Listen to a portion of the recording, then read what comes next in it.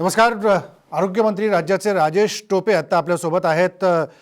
टोपे साहेब, स्वागत तुमचं साम टी व्हीमध्ये. पण अत्यंत दुर्दैवी आजची दिवसभरातली घटना आपण पाहिली, जिथे तुम्ही जाऊन आलात, प्रत्यक्ष काही त्यांच्या नातेवाईकांशी पण भेटून आलात, रुग्णालयाची परिस्थिती पाहिली.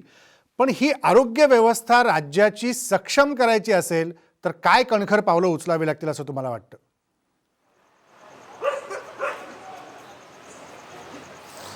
सर्वात महत्त्वाचं मला असं सांगितलं पाहिजे की हेल्थ सेक्टरकडे जनरली जे दुर्लक्ष करण्याचा जो विषय असतो, म्हणजे सरकार कुठलीही असो, परंतु हेल्थ सेक्टरमध्ये प्लॅनिंग कमिशन जे आपण यासाठीच बसवतो की जास्तीत जास्त प्रत्येक डिपार्टमेंटला कशी एक्सपेंडिचर व्हावं, म्हणजे आपल्या GDPच्या एकूण स्थूल उत्पन्नाच्या किती खर्च व्हावा. पण आपल्याला 0.9% फक्त खर्च केला जात असायचा आत्तापर्यंत.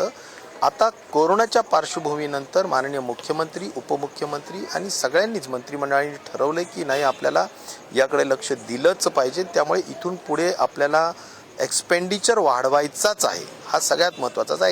खर्च वाढवायचा म्हणजे कशावर? इन्फ्रास्ट्रक्चरवर वाढवला पाहिजे, सॅलरीवर वाढवला पाहिजे, म्हणजे मनुष्यबळाची 100% एकही जागा रिक्त राहता कामा नये. डॉक्टर्स, पॅरामेडिक्स, स्टाफ सगळे जिकडे तिथले असले पाहिजे. इक्विपमेंट ज्याला म्हणू आपण, यंत्रसामुग्री, ती व्यवस्थित असली पाहिजे. आणि मला म्हणायचं औषधी असेल, सगळ्या गोष्टी असेल, या सगळ्या गोष्टी व्यवस्थित व्हाव्यात. आणि म्हणून 0.9% ऑफ द GDP स्थूल उत्पन्नाचा खर्च आज होतो, तो प्लॅनिंग कमिशनप्रमाणे किमान 5% ते 4 ते 5% असा जो च्या दरम्यान व्हावा असं जे सांगितलंय, ते करणं गरजेचं आहे. त्याला नाही म्हणून चालणार नाही. अगदी आणि खरं. म्हणूनच माझं म्हणणं आहे की याला आपल्याला ते करावं लागेल. ते केलं तर बऱ्यापैकी सगळ्या गोष्टी व्यवस्थित होतील. एक्सपेंडिचर वाढवावं लागेल, हा त्यातला कळीचा मुद्दा आहे. अगदी खरं आहे, तुमच्या गोष्टीशी सहमत आहे. पण जो मुद्दा मगाचपासून चर्चेला जातोय की सरकारकडं नागपूरच्या आपल्या उपसंचालकांनी एक प्रस्ताव पाठवला होता, तो प्रस्ताव माझ्याकडे इथे आहे. तो प्रस्ताव आहे 12 मे 2020चा. त्यांनी त्याच्यात फायर सेफ्टी ऑडिटसाठी किंवा फायर सेफ्टीच्या यंत्रणा कार्यान्वित करण्यासाठी भंडाऱ्याच्या शासकीय जिल्हा रुग्णालयातल्या शासनाकडे प्रस्ताव पाठवला 1,52,00,000चा. तो आजतागायत पेंडिंग आहे. मग अशी खर्च जर आपण टाळत राहिलो, त्याच्यावर प्रस्तावाला मान्यता नाही दिली, तर या दुर्घटना घडतच राहणार आहेत. याला कसं काय आपण आता जबाबदार धरणार कोणाला? कारण गेलेले जीव तर परत येणारच नाहीयेत.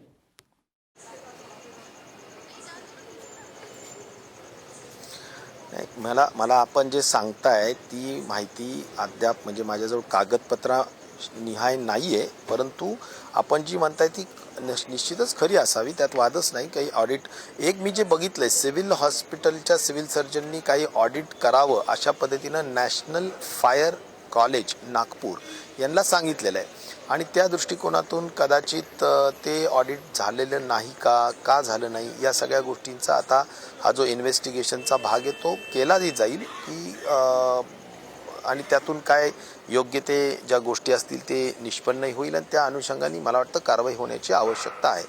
तर आपण जे म्हणताय त्याबाबतही आम्ही निश्चित प्रकारे उद्या माहिती घेऊन, कारण उद्या सोमवार आहे, माहिती घेऊन त्या अनुषंगाने पहिला मुद्दा तर हा आहे की तिथला संपूर्ण व्यवस्था, म्हणजे आज जे काही जळालेली NS म्हणजे ते NCUI आहे, ती आपल्याला दुरुस्त केली पाहिजे. तिला लगेचच्या लगेच आपण सुस्थितीत किंवा पूर्वस्थितीत आणली जाईल. तो जो परिसर सगळा आज धुरामुळे आणि संपूर्ण ज्वलनामुळे जे काही वॉर्मर्स खराब झालेले आहेत, तिथली वायरिंग खराब झालेली आहे, ती त्वरित ताबडतोबीनं ती सुस्थितीत आणणं गरजेचं आहे. कारण ते पब्लिक हॉस्पिटल आहे आणि तिथे ही सेवा जारी राहिली पाहिजे.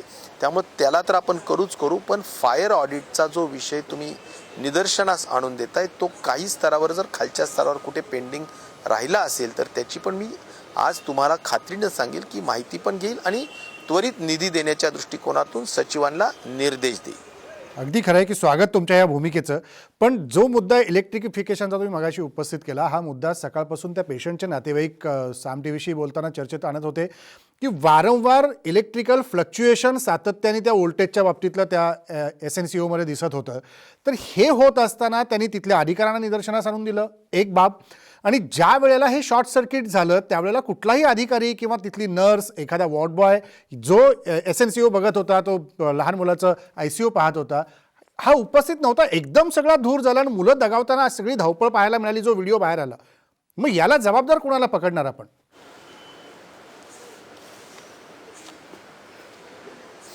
नाही, मला असं वाटतं की तिथे जे होते त्या लोकांनी कदाचित फारच भीतीपोटी, माझं एक प्राथमिक मत आहे, कारण मी असं अगदी फायनल मत व्यक्त करणं योग्य नाही होणार. मी आज प्राथमिक तिथे जे जाऊन बघितलं, म्हणजे ॲक्च्युअली मी स्वतःच्या डोळ्यांनी बघितलं, संपूर्ण ती जी रूम आहे ती पूर्ण काजळी ज्याला म्हणू आपण, त्या धुराची ती सगळी दिसत होती. आणि कदाचित त्या दिवशी रात्रीच्या ड्युटीवर असणारी सिस्टर, आया, या ज्या गोष्टी या आहेत, त्यांनी मला जे सांगण्यात आलं तिथे आमच्या CSनी आणि त्या लोकांनी, की फीडिंग करण्यात आली बाळांना 1 वाजता आणि अचानक 1:30 वाजता ही घटना घडली. आता त्यावेळी त्या दोघीजणी तिथे होत्या असं सांगण्यात येतं आणि त्यांना अचानक सगळा धूर आणि जाळ दिसला. कदाचित त्यांनी भीतीपोटी फक्त खाली जाऊन सगळ्यांना गोळा केलं आणि तिथे त्यांनी ते जे काही बाजूचे बालक आहेत जिथे जास्त धूर नव्हता आणि त्या साईडनी एंट्री करून सगळ्यांनी ते जे इनबॉर्न युनिट आहे जिथे 7 बाळांना वाचवलं ते, आणि ते अगदी एक भिंत, किरकोळ छोटी जी पार्टिशन असते ती भिंत होती आणि दोघांचे 2 वेगळे दरवाजे होते. परंतु स्मोक म्हणजे जो धूर होता तो दोन्ही रूममध्ये भरत होता किंवा भरल्या जात होता. पण तिकडून त्यांनी एक दुसरा दरवाजा होता, तिकडून ते 7 बालकं त्यांनी बाहेर काढले आणि दुसऱ्या एका सेफ ठिकाणी ते ठेवले, ज्यांना मी भेटून आलो, त्या बालकांना सगळ्यांना भेटून आलो. ते सगळे त्याच हॉस्पिटलमध्ये जन्मलेले नवजात बालकं आहेत आणि ते युनिट आणि हे बाजूबाजूला होतं, तर त्यांना ते सेफ वाटलं, त्यांनी ते पहिलं हे केलं. आणि इथे त्यांना अतिशय घनदाट असा धूर होता, तिथे आत जाण्याची डेअरिंग त्यांनी कदापि करायला हवी होती. म्हणजे माझं मत असं आहे की काहीही झालं तरी तिथे आत काहीतरी व्यवस्था करून, आत डेअरिंग करून जाऊन त्या गोष्टी करायला हव्या होत्या. पण त्यांनी कदाचित त्यावेळीच्या परिस्थितीनुसार, त्यांना असलेल्या त्यावेळीच्या प्राप्त परिस्थितीनुसार जी त्यांना बुद्धी सुचली, त्यांना जे सुचलं ते की बाजूच्या इनबॉर्नला त्यांनी अगोदर वाचवलं, तोपर्यंत तिकडं मला वाटतं की 8 बालकं हे गुदमरून, म्हणजे त्यांची बॉडी ही असं वाटत होतं, तिथले लोक सगळे सांगत होते मला की झोपलेले बालकं असतात तसे, कारण त्यांना कुठेही साधं ज्वलनाचं म्हणजे बर्नचा साधा डागही नव्हता. ते गुदमरून त्याला म्हणजे त्या धुरामुळे वारले. आणि जे 2 होते तिथे कदाचित ते शॉर्ट सर्किटचा जो कदाचित फायर असेल तो तिथल्या वॉर्मरपर्यंत गेला, तिथले ते वॉर्मर 2 जळाले, त्याच्यात ते 2 बालकं खऱ्या अर्थाने त्याच्यातून म्हणजे फायरमुळे वारले. त्याच्यानंतर ती आग फायर एक्सटिंग्विशरनी विझवण्याचं कामसुद्धा तिथल्या लोकांनी केलं आणि त्यानंतर मात्र फक्त धूरच राहिला. पण धुरामध्ये त्या गुदमरले लहान, त्यांचं वय काय होतं, एकाचं 1 दिवस, दुसऱ्याचं 2 दिवस, तिसऱ्याचं एक 4-5 दिवस, जास्तीत जास्त 10 बालकांचे वय हे महिन्याच्या आतमधलेच होते. 7 दिवस 8 दिवसाचे बालकं खूप होते आणि एक दिवसाचं पण होतं, 1-2 दिवसाचं पण होतं. त्यामुळे त्यांना थोडंसं गुदमरले की त्यांचं बिचाऱ्यांचं ते जीव गेला असावा असं मला वाटतं. पण ते मला असं वाटतं की प्रथमदर्शनी तिथे आता ते ज्यांना जसं सुचलं तसं केलेलं असावं, हे मी एक अंदाज व्यक्त करतोय झालेल्या चर्चेवरून. आता खरं तर इन्व्हेस्टिगेशन होईल आणि बेसिक काय की त्याचं टेक्निकल खरोखर तो स्पार्क का झाला असावा, तो एक महत्त्वाचा विषय मला वाटतो. का तो स्पार्क हा मूळ कारण झालं हे सगळं होण्याचं. त्यामुळे तो स्पार्क आता बऱ्याचदा आपल्या घरांमध्ये स्पार्क होतो, पण तो स्पार्क साहेब हे सगळं मोठी घटना हे सगळं चौकशी अंती समोर येईलच. हे सगळं स्पार्क का झाला चौकशी अंती समोर येईल. पण याच्यातला मुद्दा एकच येतो की एक प्रकारची यंत्रणेतली ही अनास्था आहे. या अनास्थेचे हे सगळे छोटी छोटी बालकं जी अत्यंत नवजात शिशु होती ही बळी ठरली, याला चाप कसा बसवणार?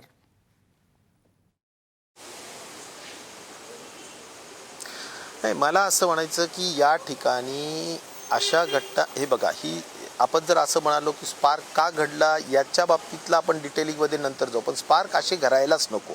पहिला मुद्दा की स्पार्क घडायलाच नको हा विषय आपल्याला अगोदर कंट्रोल केला पाहिजे किंवा तो अगोदर बंद केला पाहिजे, अशा पद्धतीच्या घटना घडायला नको.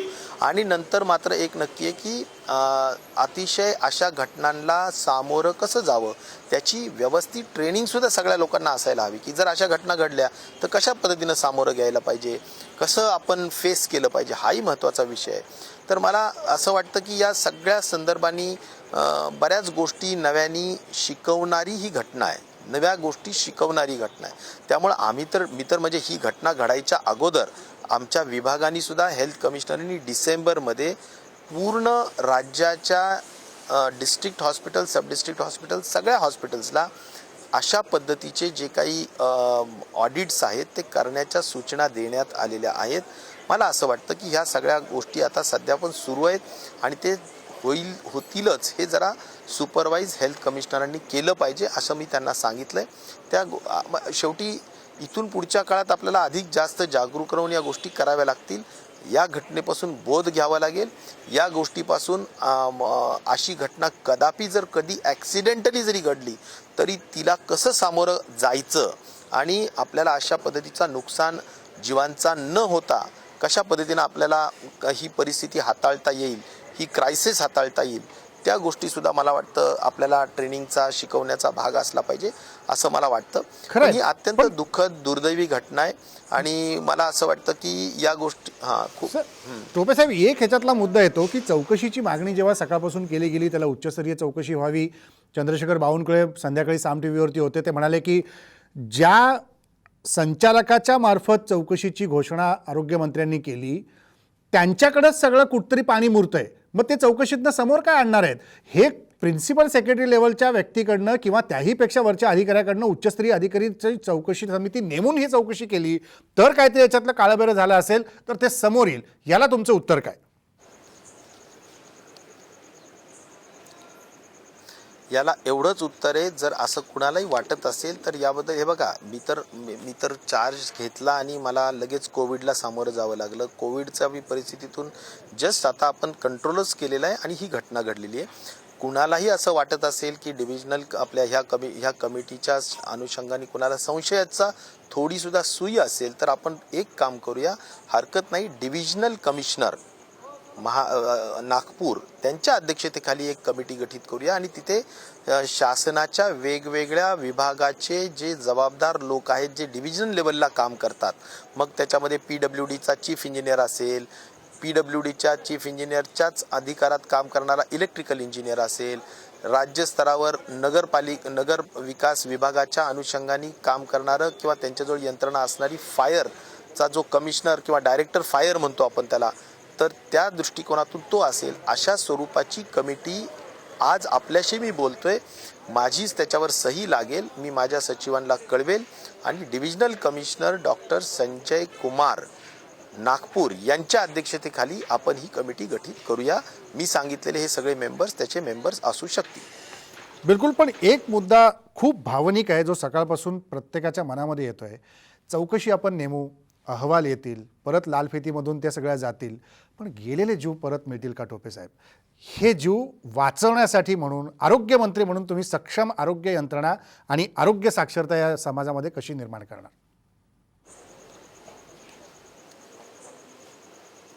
मला वाटतं याकडे जाणीवपूर्वक लक्ष द्यावं लागेल आणि खरोखर मी म्हणालो, सुरुवात मी अशी केली की हेल्थ सेक्टर दुर्लक्षित होतंच आणि त्यामुळे त्याच्याकडे अधिक जास्त लक्ष द्यावंच लागेल. त्यांच्या रिक्त जागा 100% भराव्या लागतील, ज्या भरण्याची प्रक्रिया सध्या सुरू झालेली आहे. मंत्रिमंडळाने त्याला आता मराठा आरक्षण आणि या सगळ्याच कारणांसाठी 50% आता आपण जागा भरण्याच्या अनुषंगाने परवानगी दिलेली आहे. ती परवानगी या महिन्याच्या शेवटच्या तारखेपर्यंत आम्ही प्रयत्न करून परीक्षा घेतोय, कारण आता जो रोस्टर चेंज झालेला आहे, अगोदर आम्ही अर्ज मागवलेले आहेत पण ते SCBCच्या अनुषंगाने अर्ज मागवलेत. आता SCBC ओपन झाल्यामुळे नवा रोस्टर झाला, तर त्या नवा रोस्टरसाठी 8 दिवस आम्हाला लागले. हे रोस्टर्स पण आता पूर्ण तयार झालेले आहेत नव्याने. आता एक 8 ते 10 दिवसाची अवधीमध्ये आम्ही परीक्षा घेऊ आणि परीक्षेचा रिझल्ट 2 दिवसात लागेल आणि त्यानंतर आम्ही या सगळ्या जागा भरू. त्यामुळे रिक्त जागा भरणं, अधिक निधी उपलब्ध करून सगळं इन्फ्रास्ट्रक्चर व्यवस्थित करणं आणि ह्या ज्या काही गोष्टीला खर्च लागत असतो, शेवटी ह्या गोष्टी काही नुसत्या बोलून चालणार नाहीत.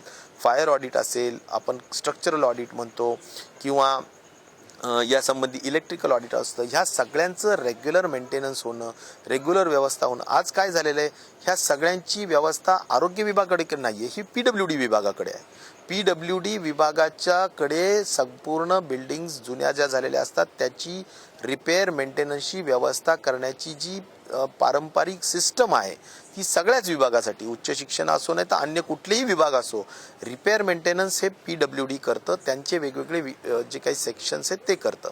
त्यामुळे आपण फक्त त्यांना कळवतो की हे असं असं करा. आता ह्या सगळ्यांना त्यांनाही निधी उपलब्ध झाला पाहिजे, आपल्यालाही या सगळ्या कारणासाठी निधी उपलब्ध झाला पाहिजे. थोडी ही जी सिस्टम आहे ही सिस्टमसुद्धा स्ट्रीमलाईन होण्याची गरज आहे. ज्या विभागाच्या बिल्डिंग्स आहेत त्या विभागाला त्याची दुरुस्ती करण्यासाठीची निधी उपलब्ध व्हावी, ती दुसऱ्या विभागावर अवलंबून राहू नये.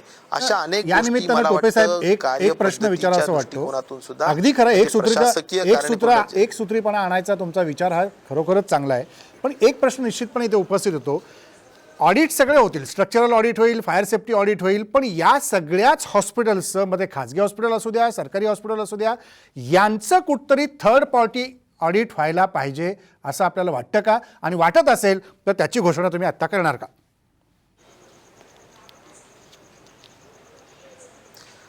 जसं मी आता कमिटीची घोषणा केली ही तुमच्याच साम टीव्हीलाच केलेली, अजून कुणालाही माहिती नाही. तुम्ही एक संशय व्यक्त केला, त्या अनुषंगाने त्वरेने हा निर्णय मी या ठिकाणी घोषणा केलेली आहे. आणि त्यामुळे मला पारदर्शकता आणि मला म्हणजे शेवटी मला वाटतं की मनुष्याच्या जीवापेक्षा आणखीन दुसरं काही मोठं नाही. त्यामुळे थर्ड पार्टी ऑडिटच काय, मनुष्याचा जीव वाचवण्यासाठी जे जे म्हणून करावं लागत असेल ते महाविकास आघाडी निश्चित प्रकारे करेल. माननीय मुख्यमंत्री, उपमुख्यमंत्री यांच्या नेतृत्वाखाली या सगळ्या गोष्टी केल्याच जातील. मी त्यामध्ये आग्रही राहील आणि या सगळ्या गोष्टी करायला मी निश्चित प्रकारे त्यांनाही सातत्याने विनंती करून घेईल. म्हणजे थर्ड पार्टी करायचं ऑडिट याची तुम्ही घोषणा करताय? मला म्हणायचं की ऑडिट्स हे झाले पाहिजे आणि ऑडिट्सवर सतत सुपरविजन झालं पाहिजे. आणि आत्ता आम्ही जी कमिटी घोषित केलेली आहे ती कमिटी आरोग्य विभागाची वाटत असेल तर त्याला डिव्हिजनल कमिशनर आणि त्यांची एक वेगळी कमिटी गठीत करू, तोही वेगळा विषय केला पाहिजे. हा थर्ड पार्टी ऑडिटचा अर्थ असा असतो की प्रायव्हेट जी हॉस्पिटल्स आहेत त्याला सुद्धा नगर विकास विभागाच्या अनुषंगाने ज्यावेळी परवानगी दिली जाते किंवा आमचा सिव्हिल सर्जन ज्यावेळी नर्सिंग होम ॲक्टच्या माध्यमातून त्याला चालवण्यासाठी, नर्सिंग होम ॲक्टच्या माध्यमातून हॉस्पिटल सुरू करण्यासाठी परवानगी देतात, त्यावेळी या सगळ्याच गोष्टी बघण्याची व्यवस्था असतेच. आणि मला वाटतं की त्याचं वारंवार ऑडिट होतं का आणि त्यांनी बाहेरून ऑडिट करून घेतलंच पाहिजे. ते ऑडिटची कॉपी सिव्हिल सर्जनला दिली पाहिजे, त्याच्यावर कोणीतरी सुपरविजन केलं पाहिजे असं मला वाटतं. कारण या गोष्टीपासून एक लक्षात घेतलं पाहिजे की आपण हे करावं हा नियम असू शकेल, पण तो नियम पाळला जातो का नाही, हा नियम पाळून त्याच्या संदर्भातले पुरावे दाखल केले जातात का नाही. मला वाटतं या सगळ्या गोष्टी जर प्रशासकीय दृष्टिकोनातून आज त्याच्यामध्ये कमतरता असेल तर ती कमतरता तुम्ही सांगितलेल्या या विषयातून भरून निघू शकेल. त्याबाबत मी निश्चित प्रकारे माझ्या विभागाला व्यवस्थित सूचना देऊन ह्या संपूर्ण गोष्टी कुठल्याच घटनेच्या कारणीभूत असू नयेत यासाठीची व्यवस्था आम्ही नक्कीच निर्माण करू. एक शेवटचा प्रश्न, तुमचा जास्त वेळ घेत नाही.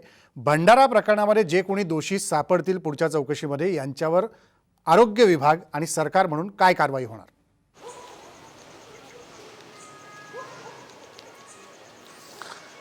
रिपोर्ट आल्यानंतर जो काही शेवटी MCSR मध्ये जो काय म्हणजे महाराष्ट्राचा जो सर्व्हिस रूल्स आहेत, ॲक्ट आहे, त्याच्या अनुषंगाने कुठली गोष्ट दुर्लक्षपणा असेल तर त्यासाठी एक वेगळी शिक्षा असू शकते किंवा अशा ज्या काही बाबी असतात शेवटी त्या कायद्याच्या चाकोरीत राहूनच कराव्या लागतात. पण निश्चित प्रकारे त्यांच्यावर जो आता रिपोर्ट येईल त्या अनुषंगाने कारवाई केलीच जाईल, त्याच्यात कुणाच्या मनात शंका असण्याचं कारणच नाही. कारण शेवटी एक घटना घडली आहे ज्याच्यामध्ये निष्पाप बालकं मृत्यू झाले, ज्याचं संपूर्ण समाजाला, शासनाला, मला व्यक्तिगत अतिशय तीव्र दुःख आहे. आणि त्यामुळं मला असं वाटतं की यातून एक मेसेज पण संपूर्ण विभागालाही जायला पाहिजे आणि संपूर्ण प्रशासनालाही जायला पाहिजे की यामध्ये कोणीही लापरवाही करणं किंवा निष्काळजीपणा करणं बिलकुल खपून घेतलं जाणार नाही. याबद्दल मला वाटतं की संदेह कोणाच्या मनात राहू नये या दृष्टिकोनातून कारवाई ही केलीच जाईल. कुणाला पाठीशी घालण्याचं कारण असण्याचं काहीच कारण नाही. बिलकुल टोपे साहेब, तुम्ही वेळ दिलात, थेट भंडाऱ्यावरून येऊन पुणे विमानतळावर आमच्यासाठी थांबलात, साम टीव्हीला ही एक्सक्लुझिव्ह मुलाखत दिली, त्याबद्दल तुमचे मनापासून आभार. आणि निश्चितपणे आरोग्य साक्षरतेच्या कार्यक्रमाच्या निमित्तानं का असेना, आरोग्य चळवळीच्या निमित्तानं असेना, साम टीव्हीची ही सगळी टीम ही सोबत असेल राज्याच्या जनतेला आरोग्याची जनजागृती करून देण्यासाठी आणि आरोग्य साक्षर बनवण्यासाठी. धन्यवाद. इथंच थांबू. नमस्कार.